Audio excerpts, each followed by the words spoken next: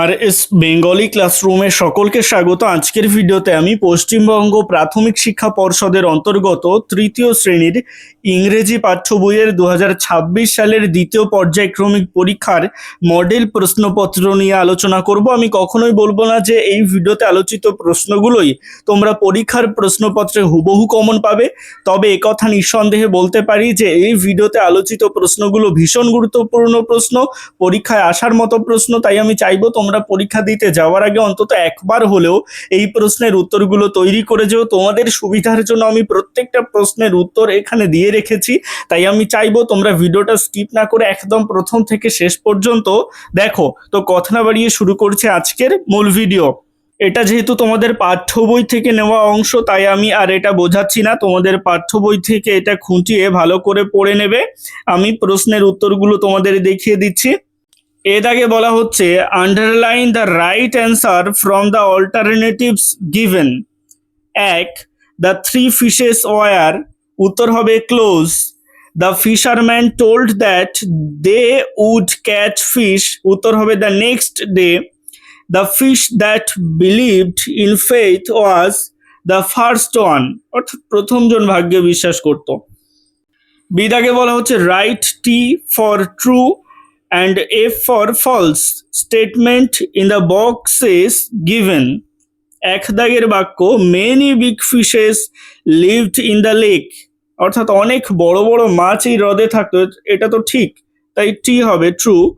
দুই, the intelligent fish was the second one, অর্থাৎ দ্বিতীয় মাছটি ছিল বুদ্ধিমান, এটাও ঠিক, ট্রু বা টি। তিন, the wise fish overheard the talking of the children, এখানে বোঝাতে চাইছে যে জ্ঞানী মাছটি শিশুদের কথা বলতে শুনেছিল, এটা ফলস, ভুল, কারণ জ্ঞানী মাছটি জেলেদের কথা বলতে শুনেছিল। এবারে চলে আসছি পরবর্তী অংশে। C, answer the following questions in a sentence. এক দাগের প্রশ্ন which one of the three fishes was wise, অর্থাৎ তিনটি মাছের মধ্যে কে ছিল জ্ঞানী, উত্তর হবে the third fish was wise, অর্থাৎ তৃতীয় মাছটি ছিল জ্ঞানী। দুই, what did the first one of the three fishes think, অর্থাৎ প্রথমজন কি ভাবতো, হি থট, সে ভাবতো, that what had to happen would happen, অর্থাৎ যা ঘটার তা ঘটবেই। তিন, what did the wise fish overhear, উত্তরে লিখবে the wise fish overheard two fisherman talking about catching the fishes the next day. এবারে চলে আসছি দুই দাগে, এখানে উইংস থেকে একটা অংশ তুলে ধরা হয়েছে। দেখো, মোহন ইজ মাই ফ্রেন্ড, অর্থাৎ মোহন হয় আমার বন্ধু। He lives in Guwahati Assam, অর্থাৎ সে আসামের গুয়াহাটিতে থাকে। It is a beautiful place, এটা একটা সুন্দর জায়গা। কভার্ড বাই গ্রিন ট্রিজ, অর্থাৎ সবুজ গাছপালায় ঘেরা। Mohan's house is far away from the town, অর্থাৎ মোহনের বাড়ি শহর থেকে অনেক দূরে।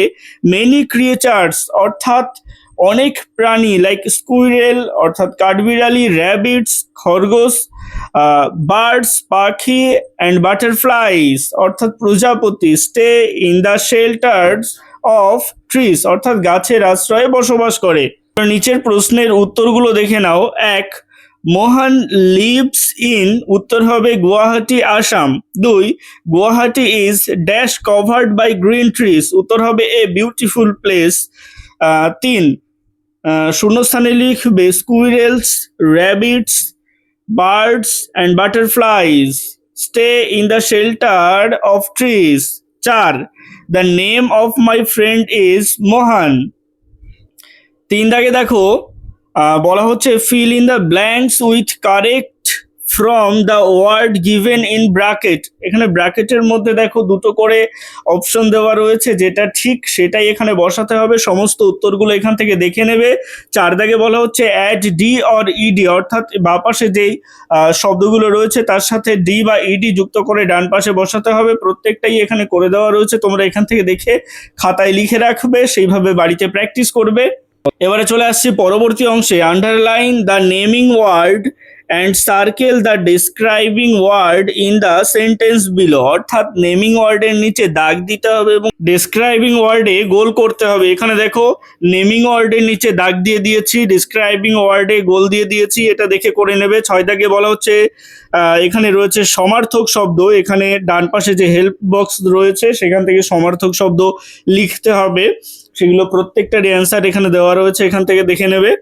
7 দাগে এখানে বক্সের মধ্যে 3টে কলাম ছিল, এই কলামগুলো মিলিয়ে 4টি বাক্য লিখতে বলা হয়েছিল। তো 4টি বাক্য তৈরি করে এরকম হচ্ছে: I can dance well, we can do the work, Sabina can sing a song, Sabina's friends can help him. অথবা দিয়ে আরও একটা প্রশ্ন ছিল, write 4 sentence about how you use water in your daily life, অর্থাৎ তুমি তোমার প্রতিদিনের জীবনে কিভাবে জলের ব্যবহার করো সেইটা সম্পর্কে 4টে বাক্য এখানে লিখতে বলা হচ্ছিল। এটাও তোমরা লিখতে পারো, এখানে হেল্প বক্সে বেশ কিছু শব্দ এখানে দেওয়া রয়েছে। তো তোমরা এখানে লিখতে পারো, I use water for drinking, I use water for brushing my teeth, I use water for bathing, I use water for watering plants.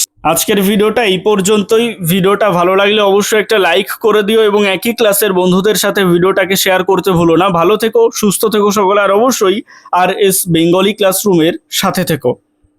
সবশেষে একটাই রিকোয়েস্ট, এখনও পর্যন্ত যারা চ্যানেলটিকে সাবস্ক্রাইব করে উঠতে পারোনি তারা অবশ্যই চ্যানেলটিকে সাবস্ক্রাইব করে দিও এবং পাশে থাকা বেল আইকনটিকে প্রেস করে অল বাটনে ক্লিক করে দিও নতুন ভিডিওর আপডেট সবার আগে পেতে।